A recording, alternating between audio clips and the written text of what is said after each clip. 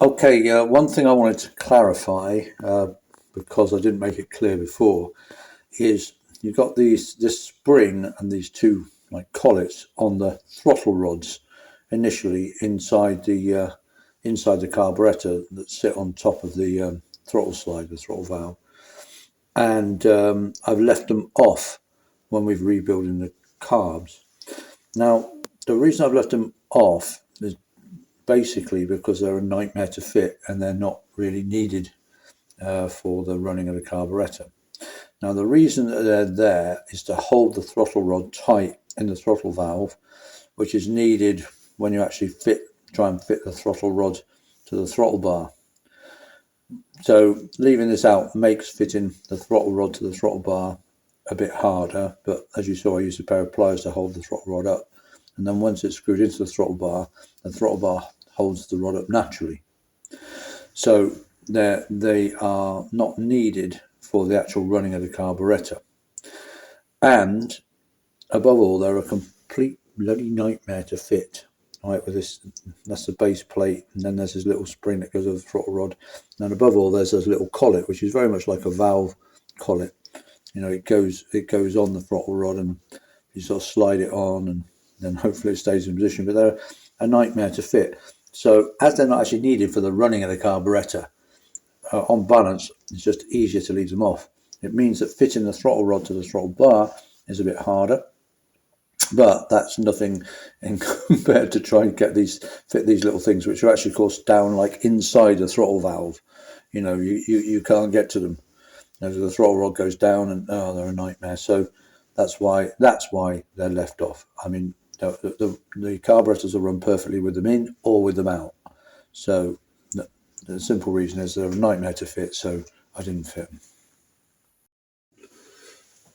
Right, the tops are on and that throttle bar is on with all the throttle rods screwed up through it. So what we've got to do now is we've got to synchronize the carbs, or balance them, as you might call it. And all that means is that we now need to get it so that when we open the throttle, if I can get the camera in the right place, when we open the throttle, all of them open at exactly the same time. And to adjust the throttle valve, we screw the throttle rod up or down. Yeah. And so we're going to do that. And so until looking through the back of the carbs, the back of the gantry, not the engine side of the gantry. And what I'm going to do is I'm just going to turn it until all of them are just opening by the same amount, like about, a 1/16 of an inch, a 32nd of an inch. I can just see the bottom of the throttle valve on each one. I'm making sure that the tick over adjustment screw here is just off, okay, or just on, really. I should put it so that if I set it too high on here accidentally, then I can take it down a bit.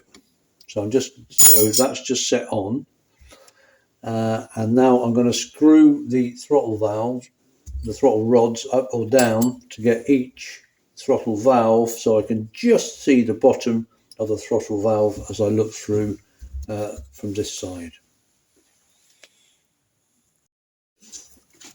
Okay, so you probably can't see this, but I've now adjusted them so there's the merest opening. You can just see the bottom of the throttle valve, just peering over the top of the sort of venturi. And so I've adjusted that, and what I'm doing now is I'm going to snap it a few times to make sure that everything's seated, and then check it again. Okay, and that's good. Check that everything's right. And what I'm going to do now is I'm then going to put the lock nuts on the tops, and then check it all again. Because obviously doing the lock nuts up can, it's a bit like adjusting tappets. You tighten the lock nut up, and that moves the actual throttle rod.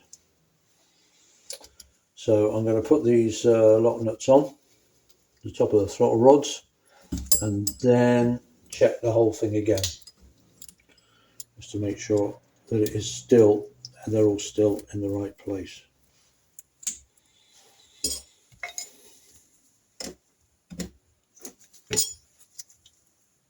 try and hold the throttle rod with a screwdriver.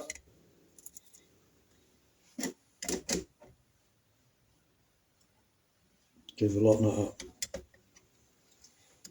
Hold it with a screwdriver. Give the lock nut up. And the third one. Screwdriver. Hold it in place.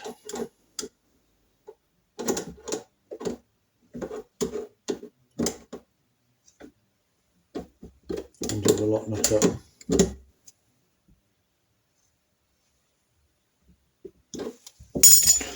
Right, let's have a look, see what we got. Oops.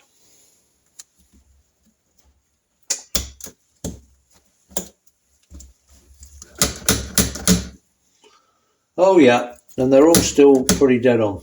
Yeah, they are dead on. They're all dead on. So I'm really chuffed with that.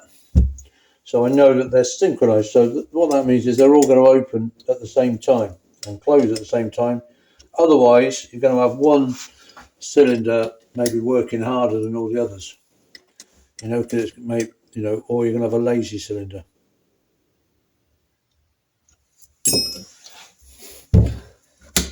If they don't all open at exactly the same time, and they are now. So that's great. They're all synchronized. So all I've got to do now is to put the fuel pipe back on, and then we're done.